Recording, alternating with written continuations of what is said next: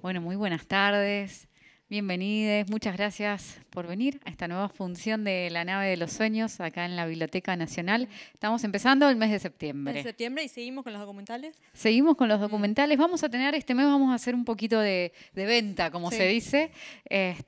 Tenemos documentales nuevitos. Tenemos animación. Tenemos animación, tenemos un especial de animación en 2 martes aproximadamente. 2 martes. Sí. Aproximadamente no, 2 martes para ser exactos. La semana que viene también tenemos un preestreno, así que yo estoy hablando y después cuando esto quede y se suba, Claro. el YouTube va a estar todo desfasado, pero bueno, pero para el que lo de acá vea a en estos diciembre días, de acá a diciembre seguimos con las funciones seguimos todos los martes. todos los martes a 18. las 6:30 de la 6:30. tarde. No importa lo que pase en el país, nosotros Sí. vamos a estar acá, eso seguro. Eso seguro. Eso seguro. Bueno, y como decíamos, tenemos un documental que se estrenó este año. También, digamos, cuando nosotros vamos pensando en la programación, nos gusta ver, bueno, nos gusta mucho el cine argentino, pero nos gusta ver exactamente lo que se va haciendo, lo nuevo. Siempre decimos, además, que tenemos mucho documental, pero eso también tiene que ver con que, por suerte, se hace mucho documental de muy buena calidad acá en nuestro país, y además con la diversidad De temáticas, sí. de temáticas y de historias que nos acercan. Así que, bueno, un poco todo esto justifica, ¿no es cierto?, el documental, la película que vamos a estar compartiendo el día de hoy. Así que bueno, vamos a llamar al director. ¿Qué tal? Hola, ¿cómo va? Bueno, gracias. Bueno, gracias a ustedes. Gracias por compartir el docu con la nave. No, por favor, gracias a ustedes por el espacio. Y bueno. Acá estamos. Acá bueno, estamos. Vamos, como siempre decimos, esta charla es previa a la proyección, así que vamos a hablar un poquito en general. Primero quería saber cómo llegás vos a decir, bueno, quiero contar estas dos historias, si se quiere, que pasan en ese lugar, en Amaicha del Valle. Bueno, primero me sentí atraído por el lugar, o sea, por el noroeste argentino, de un viaje que había hecho 10 años antes y en donde había decidido hacer una película, digamos, en algún momento. Y después cuando volví fue como, bueno, empezar a pensar, bueno, cuáles iban a ser las historias. Y lo que pasó en Amaicha fue que me atrajo el hecho de que eran una comunidad indígena y que ellos son dueños de sus tierras, y esto quiere decir que les otorgan, una vez cumplidos los 18 años, una parcela de tierra para que puedan construirse un hogar o para que puedan producir la tierra. Y sin embargo, lo que comentaban ahí era que hablaban mucho del desarraigo y muchos jóvenes decidían irse del lugar. Entonces a mí me pareció como ese contraste, ¿no?, de tener la posibilidad de tener una parcela de tierra, como nos cuesta tanto acá a nosotros. Creo que eso fue uno de los motivos. Después hay un montón más que son inexplicables, ¿no? O sea, uno conecta a veces con cosas y después a uno le hacen estas preguntas y tiene que empezar a bajar a ver qué. Pero sí, yo creo que fue eso y ver también, después de que me contaban esas historias, cuando volvíamos al lugar por ahí desde el micro veíamos que se abrazaban los familiares y decíamos, uy, mirá, esto capaz que no se ven hace un montón. Y eso creo que fue la semilla, digamos, ¿no? Después sí, conocimos primero la historia de Rubén, que tiene que ver con la educación. Yo estaba buscando como alguien que esté transitando por ese desarraigo latente en ese momento, porque la película no tiene entrevistas ni voz en off, entonces buscaba a alguien que lo esté viviendo en ese momento. Y apareció este chico Rubén, que también me lo recomendaron 2 personas diferentes. Por un lado su amigo Martín, que estaba trabajando en un hostel, y por el otro lado lo conocimos a él, a Rubén, trabajando en un camping que estaba ayudando y arreglando, y bueno, 2 personas que nos recomendaron ahora mismo y dijimos, listo, ya está. Y la otra historia tiene que ver con que estábamos buscando un lugar más rural, en donde se viera el trabajo en el campo, y así dimos con esta familia y nos encantó de entrada porque la casita, el lugar, ya cinematográficamente era espectacular y después fuimos encontrando, queríamos ver, primero la protagonista iba a ser la madre, María, la mujer más mayor, y después nos dimos cuenta cuando Mirta nos comentó que su deseo era ser monja y que su vocación religiosa, ahí unimos las dos historias con la vocación y el desarraigo. ¿Y cómo fue y cuánto duró todo ese proceso de investigación? Porque para hallar justo esos dos personajes muy particulares, y cómo fue ganando la confianza para que ellos accedan y decían que vayan con la cámara a filmarlos. Bueno, sí, fue larguísimo porque desde el 2015, imagínate que íbamos 1 o 2 veces por año y en el 2018 recién hicimos el rodaje. Y sí, fue como estar ahí, primero sacar unas fotos y comentarles la idea de la película y decían, bueno, este está loco, pero sí, al final terminamos, de hecho nos hablamos siempre, muy seguido y es como que para mí fue muy importante ese vínculo, generar esa confianza, porque si no iba a quedar como esa desconfianza de bueno, qué está haciendo. Y además también para nosotros, para conocer realmente qué es lo que estamos registrando y cuál era el deseo de ellos. Pero sí, fue un proceso largo, pero también fue bastante natural, porque se adaptó un poco a los tiempos del Inca, que son lentos, entonces es como que eso funcionó de alguna manera en este caso, porque hizo que ese tiempo sirva para generar este vínculo más cercano, ¿no?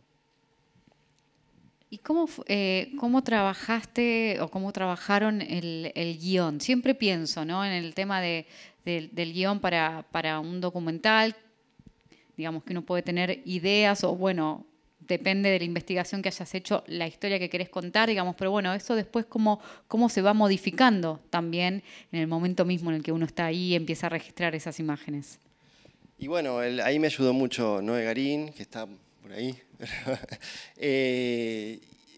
Sí, fue, como te digo, al principio la protagonista iba a ser la madre de ella, pero después nos dimos cuenta que por un tema de que realmente era molesto para ella por el tema de la salud, de estar diciéndole que, viste, o tratando de que realice ciertas acciones, y ahí nos dimos cuenta que la que llevaba la acción era Mirta, en realidad en el lugar, y que hacía todo lo que su madre había hecho en el pasado. Entonces, y sí, van cambiando, a medida que íbamos, iba cambiando. Y por ejemplo, en el primer rodaje, nosotros fueron 3 rodajes.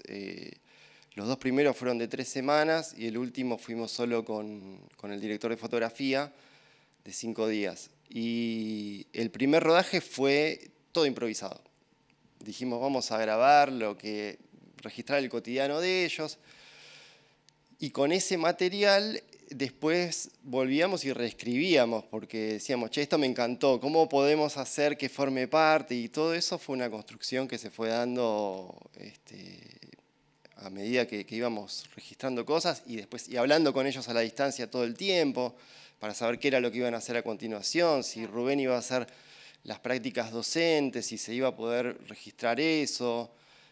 Inclusive hasta por ahí influíamos en qué tenía que dar, claro, porque él decía, mirá, tengo para elegir esto para darle a los chicos, y bueno, está bueno esto, y era dentro del programa, o sea, pero ese tipo de cosas estaban buenas para... Y más o menos, ¿qué conclusión sacaron del por qué cambió esa visión que tenían de por qué la gente se iba o de por qué decidían irse y abandonar su comunidad?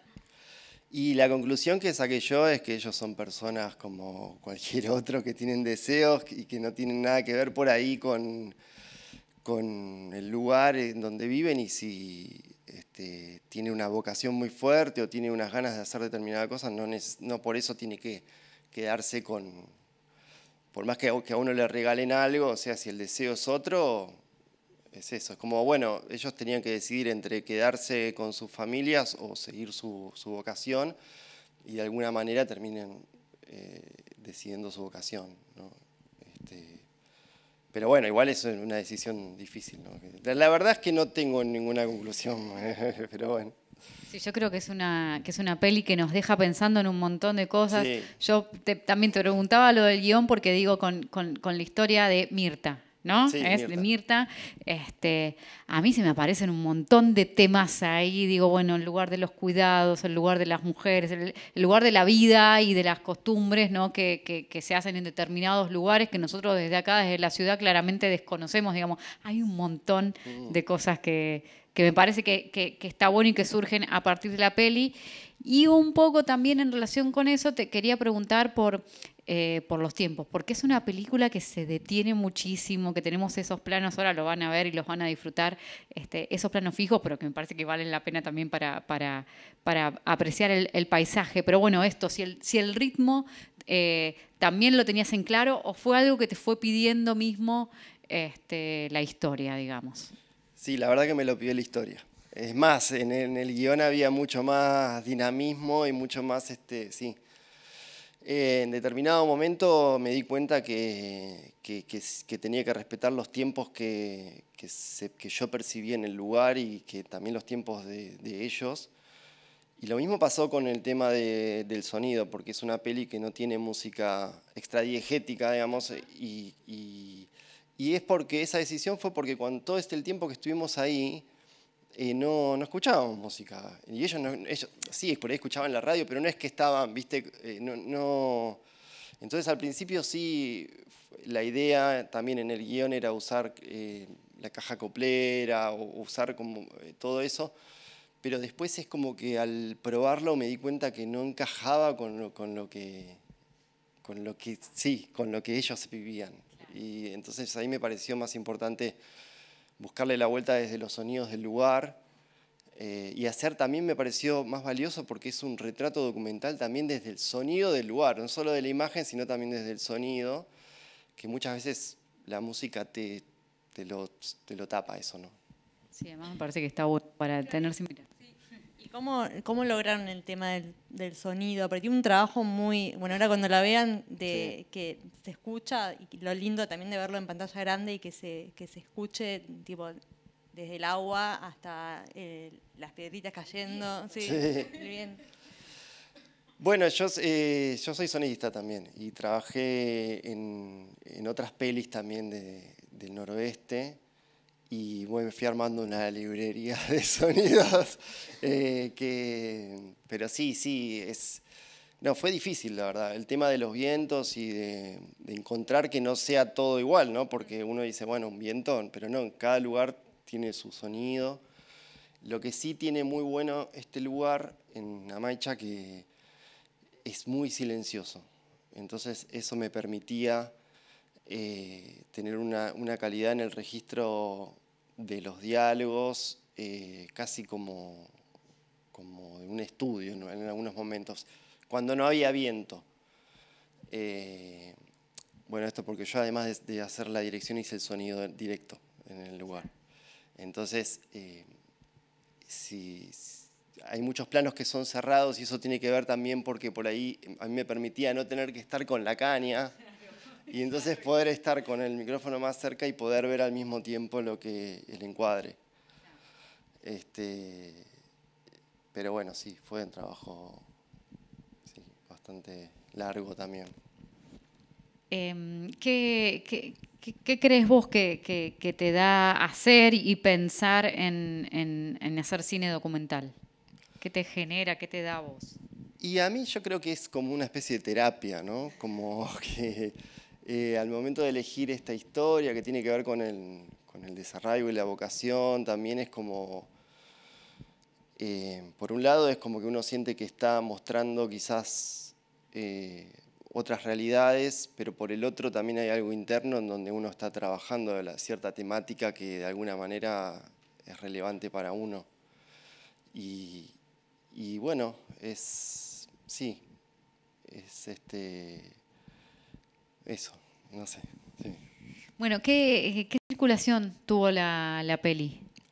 Bueno, la peli se estrenó en el Festival de Cine de las Alturas en el año 2022 y después estuvo en varios festivales, bueno, en Santiago del Estero Film Festival, en Construir Cine, estuvo en un festival en Filadelfia, sí, Latino Film Festival, en Estados Unidos, estuvo en uno muy lindo de cine y video indígena en Chile, que es en el contexto de un museo precolombino. Sí, estuvo en así varios festivales y después estuvo en el Centro Cultural San Martín, 10 funciones, en el Cine York, y bueno, no sé si me olvido alguno más, pero sí. ¿Y qué pasaba qué evoluciones tenían del público? Porque toca un tema Sí. que si bien afecta a un montón de otras comunidades y otras ciudades, ¿qué evoluciones tuvieron? Sí, totalmente. Bueno, creo que uno de los momentos más lindos fue en Jujuy porque la gente se sintió muy, muy identificada con un montón de cosas, porque es como decís vos, o sea, si bien la peli está filmada en Amaicha del Valle, las temáticas abarcan todo el noroeste y tal vez, no sé, otras partes también, pero sí, la gente muy, muy emocionada porque les recordaban a no sé, su infancia, cosas de ese estilo. Y después también mucha gente que ha viajado por el noroeste y ahora, después de muchos años, ven esta película y me agradecen porque dicen que sienten lo que sentían ellos cuando viajaban más de jóvenes, que quizás conocían, se vinculaban más con la gente del lugar y no como hacen los viajes por ahí ahora, que son más como turísticos y en donde no terminan. Y esto es como que de alguna manera les hacía recordar eso, eso también me gustó, estuvo lindo. Sí. Bueno, vamos a ver. Sí, Dale. vamos a ver la peli, entonces. Bueno, mil gracias. Bueno, muchas gracias. Bueno, los esperamos el martes que viene. Con el